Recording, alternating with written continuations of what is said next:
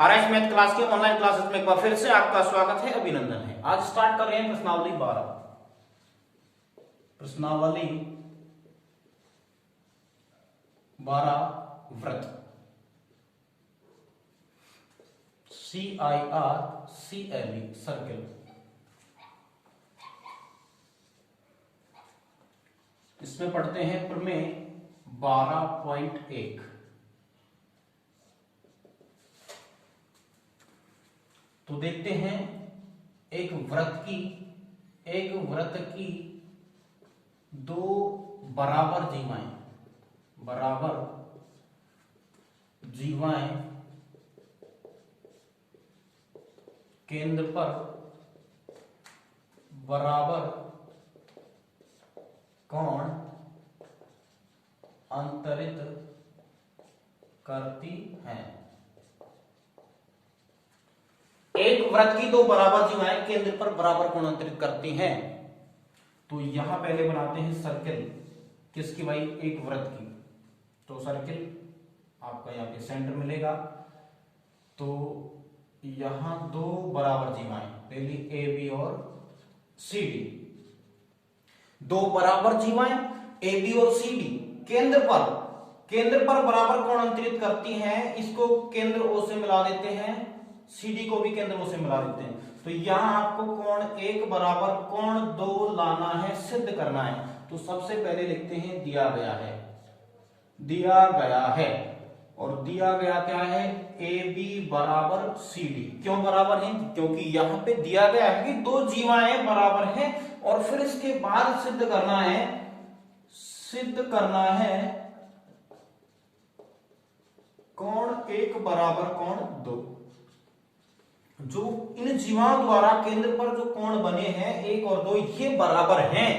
व्रत की दो बराबर जीवाएं केंद्र पर बराबर कोण अंतरित करती हैं। तो ये जीवाओं द्वारा केंद्र पर कोण बराबर है क्या, ये सिद्ध करना है। इसके बाद करेंगे रचना, और रचना में अपन ने क्या किया कि इन त्रिज्याओं को तो मिलाया है। केंद्र से परिधि तक की दूरी त्रिज्या कहलाती है। तो क्या किया रचना में अपन ने, क्या किया कंट्रैक्शन। यहां पे ए बी बिंदुओं ए कोमा बी व कोमा सी व डी को केंद्र ओ से मिला दिया। केंद्र देखो ए बी सी डी को किससे मिला दिया, केंद्र ओ से मिलाया। ठीक है, बिंदुओं ए बी सी डी को केंद्र ओ से मिला दिया। ठीक है, तो यहां करेंगे उपपत्ति।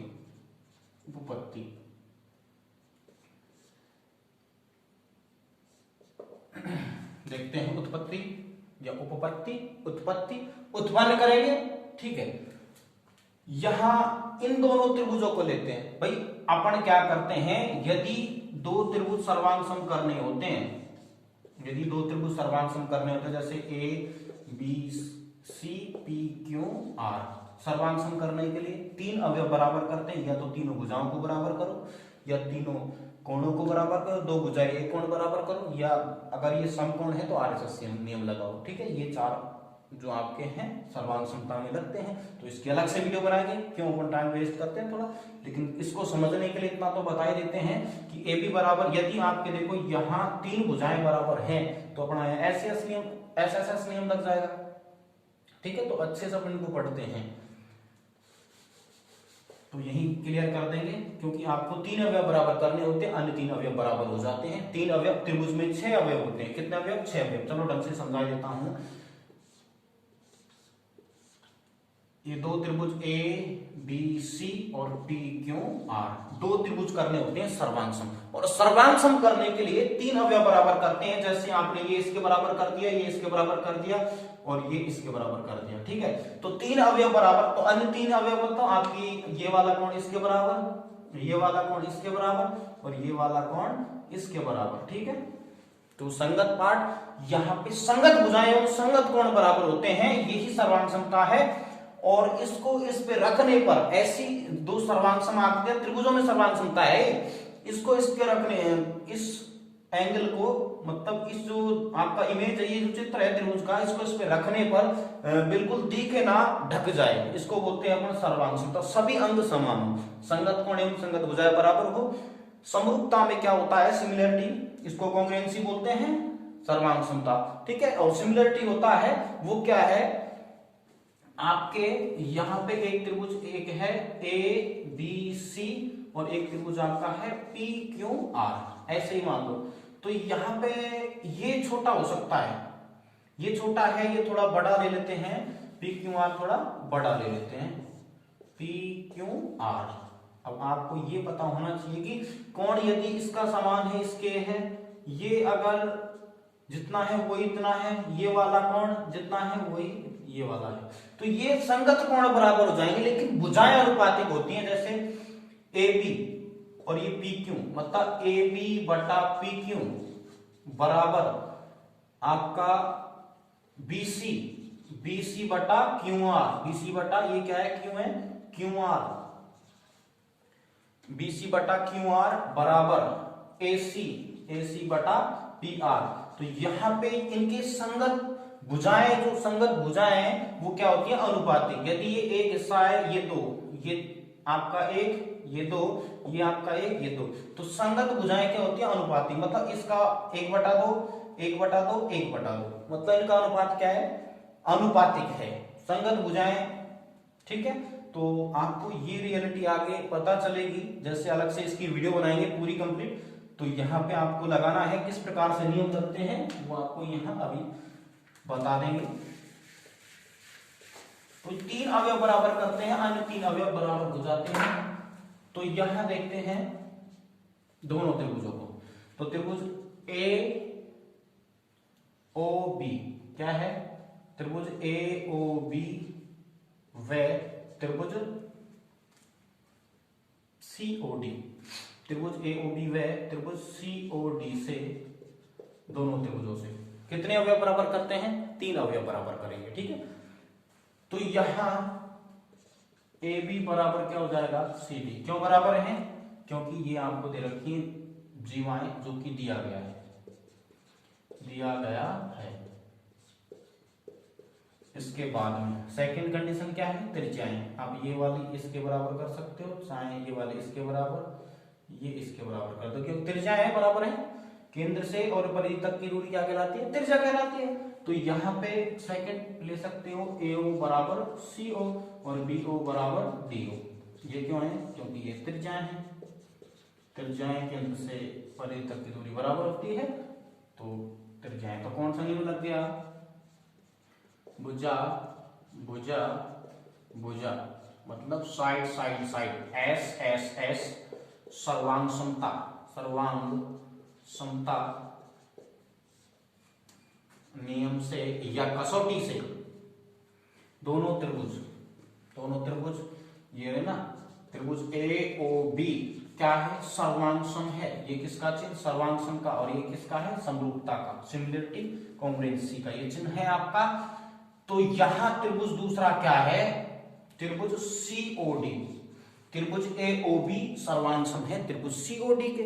अगर ये दोनों त्रिभुज सर्वांग सम हो जाते हैं तो अन्य 3 पार्ट भी, 3 अवयव भी बराबर हो जाते हैं। 3 तो बराबर कर दिए भाई, ये वाली भुजा इसके बराबर हो गई थी अभी, है ना, ये वाली भुजा इसके बराबर, ये इसके बराबर, ये इसके बराबर। तो इस प्रकार से इसको उठाकर इसको फोल्ड कर सकते हैं, मोड़ सकते हैं। तो ये इसकी आकृति, ये त्रिभुज, ये वाला त्रिभुज इससे ढक सकता है, या ये वाला त्रिभुज इससे ढक सकता है, आपस में ढक सकते हैं ना। तो बिल्कुल सर्वांग सभी अंग समान है इनके, तो क्या कहलाएंगे, तो अन्य 3 अवयव भी बराबर हो जाते हैं। आपको करना क्या था, सिद्ध करना था कोण 1 बराबर कोण 2। तो ये वाला कोण इसके बराबर हो जाएगा बाई सिंप्लिसिटी से। देखो तो यहां कह सकते हैं कोण 1 बराबर कोण 2। क्यों बराबर भाई, बाई सिंप्लिसिटी। अब यहां पे समझ लेते हैं बाई सिंप्लिसिटी का मतलब क्या हो गया यहाँ पे। अब बाई सिंप्लिसिटी की फुल फॉर्म हो जाती है corresponding part of congruent triangle, या congruency, sorry, corresponding part of congruency triangle. तो सर्वांग त्रिभुज के जो संगत भाग होते हैं वो बराबर होते हैं, ठीक है, संगत भाग बराबर होते हैं, संगत कोण एवं संगत भुजाएं बराबर होती हैं। तो जिस प्रकार से 3 अवयव बराबर करते तो अन्य 3 भी बराबर हो जाते हैं। ये मतलब इसका मतलब देखते हैं। तो यहां पे एक आपका है समरूपता और एक यहां पे है सर्वांग समता।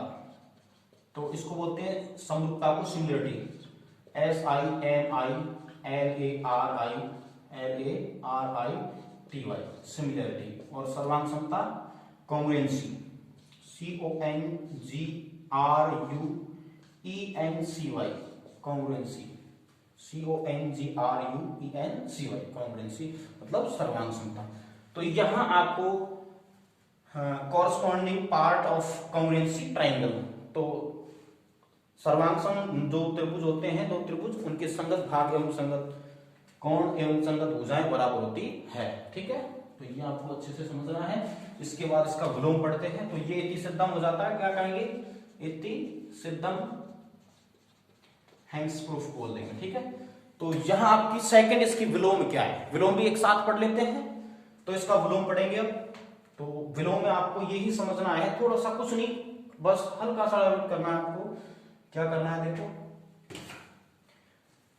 वृत्त की दो बराबर जीवाएं केंद्र पर बराबर कोण अंतरित करती हैं। अब आपको मिलेगा कि वृत्त की दो जीवाओं द्वारा केंद्र पर अंतरित कोण बराबर हो तो वो जीवाएं बराबर होती हैं क्या। वृत्त की दो जीवाएं हैं, ये जीवाएं, तो केंद्र पर बराबर कोण अंतरित करती हैं, क्या वो जीवाएं बराबर होती हैं क्या। ये जीवाएं आपको बराबर करनी, इसका मतलब क्या है, तो इसको तो मैं आप यहां मिटा देता हूं। क्या मिटा दिया। अब क्या है, सबसे पहले आपको वापस समझना है कि वृत्त की दो बराबर या वृत्त की जीवाओं द्वारा केंद्र पर अंतरित कोण बराबर हो तो वो जीवाएं बराबर होती हैं। वृत्त की जीवाओं द्वारा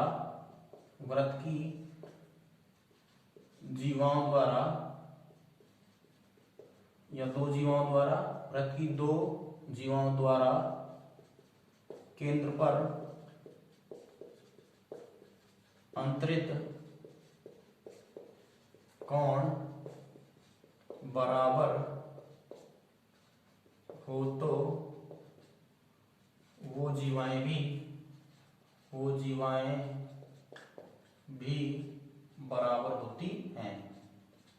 बराबर होती हैं। ये आपको सिद्ध करना है कि वो जीवाएं भी बराबर होती हैं। इसका मतलब कोण 1 कोण 2 दिया गया है। देखो यहां क्या करोगे, कोण 1 बराबर कोण 2 दिया गया, क्या है, कोण 1 बराबर कोण 2। जीवाओं द्वारा, ये जो जीवा है इनके द्वारा केंद्र पर अंतरित कोण बराबर है, तो वो जीवाएं बराबर होती हैं। आपको सिद्ध करना है AB बराबर CD। इसके बाद रचना कंट्रैक्शन वही रहेगी। उपपत्ति में आपको क्या करना है, दोनों त्रिभुज लेने, सर्वांग सम करने, अन्य 3 अवयव तो बराबर करने, अन्य 3 अवयव बराबर हो जाएंगे। इसमें क्या करना था, कोण 1 कोण 2 के बराबर। अब इसमें आपको सिद्ध करना है AB बराबर CD। तो यहां से 3 अवयव बराबर कर देंगे। उपपत्ति, तो यहाँ पे SSS सर्वांग समता नियम लगा था। अब देखते हैं कितने अवयव बराबर होते हैं। तो दिया गया क्या है, अब इसमें दिया गया है कोण 1 कोण 2 के बराबर है। ठीक है, कोण 1 कोण 2 के बराबर है, दिया गया है। फिर आपको पता है त्रिज्याएं तो बराबर होती हैं, तो ये भी क्लियर हो गया। अब यहां से आपको पता है कि यदि दो त्रिभुज आपको सर्वांग सम करने इस प्रकार से, तो यदि ये दो भुजाएं बराबर हो गई, ये वाली भुजा इसके बराबर, ये वाली भुजा इसके बराबर, तो इनके मध्य वाला जो कोण है ये बराबर है, तो वो आपका SAS नियम कहलाता है। क्या कहलाता है, SAS नियम। ठीक है, तो यहां पे इसको अपन समझते हैं। तो दो भुजाएं हैं, इनके मध्य वाला कोण 1 कोण 2 के बराबर है। तो कौन सा, भुजा कोण भुजा SAS सर्वांग समता नियम से दोनों त्रिभुज सर्वांग सम हो गए। दोनों त्रिभुज क्या हो गए, सर्वांग सम। तो आप कहोगे AB बराबर CD इति सिद्धम, बाई CPCD से सिद्ध हो गया।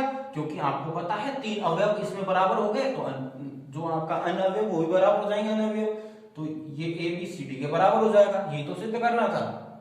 तो इसी प्रकार से अच्छे से मेहनत करते रहिए, जितना हम पर संभव प्रयास होगा हम करेंगे।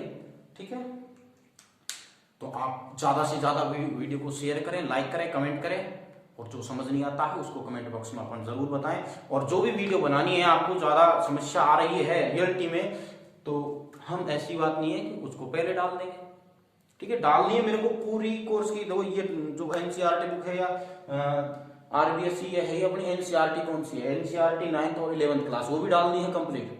तो ये आरबीएससी जो आपकी 10th क्लास है वो मैं आपको डाल ही रहा हूँ टोटल, ठीक है। तो आप अच्छे से मेहनत करें और जल्दी से जल्दी जितना भी कोर्स हो सके कंप्लीट कराना है। और आगे आप जरूर बताएं किस प्रकार से आपकी कैसी व्यवस्था करनी है, ठीक है। बेस्ट ऑफ लक, पढ़ते रहिए।